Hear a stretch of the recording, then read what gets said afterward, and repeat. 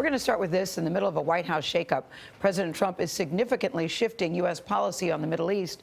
The president welcomed Israeli Prime Minister Benjamin Netanyahu yesterday.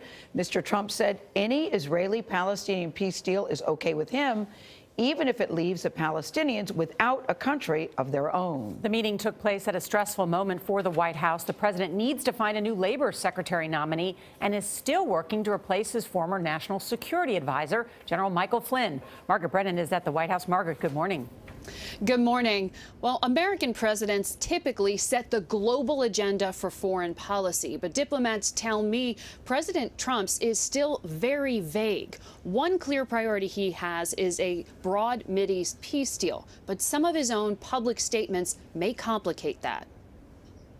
My friend, Prime Minister Benjamin Netanyahu. At Wednesday's press conference with Prime Minister Netanyahu, the two leaders showered each other with praise, a stark contrast to the strained relationship with President Obama. President Trump broke with more than 2 decades of U.S. policy when he said he would not insist on a two-state solution to the Israeli-Palestinian conflict. I thought for a while the two-state looked like it may be the easier of the two. But honestly, if Bibi and if the Palestinians, if Israel and the Palestinians are happy, I'm happy with the one they like the best. That means no longer committing to the eventual creation of a Palestinian state, one that would exist peacefully alongside Israel. The announcement drew a sharp warning from Palestinian official Hanan Ashrawi, who said Mr. Trump is, quote, accommodating extreme and irresponsible elements in Israel and in the White House. The Israelis are going to have to show some flexibility. But in a startlingly blunt moment, President Trump did push on the prime minister, telling him to scale back settlement construction on Palestinian lands. As far as settlements, I'd like to see you hold back on settlements for a little bit. We'll work something out, but I would like to see a deal be made. It might be a bigger and better deal than people in this room even understand. That's a possibility. So let's see what we do. Let's try it. Doesn't sound too optimistic, but that's he's a good negotiator. That's the art of the deal. I also want to thank...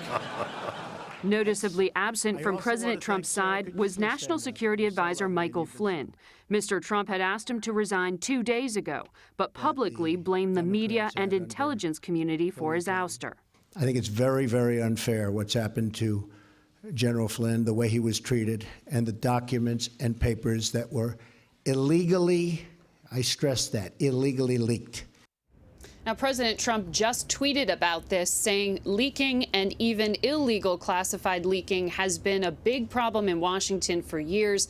He then calls on the New York Times and others to apologize. Now, classified leaks are illegal, but these leaks of intercepted phone calls with the Russian ambassador revealed that Mr. Flynn had misled not only the public, but other White House officials. And that is what caused President Trump to lose trust. Now, CBS News has learned that retired Admiral Robert Harward, a former deputy CENTCOM commander, has been offered Flynn's job. He's negotiating the terms of his role, and we're told an announcement is expected today or tomorrow.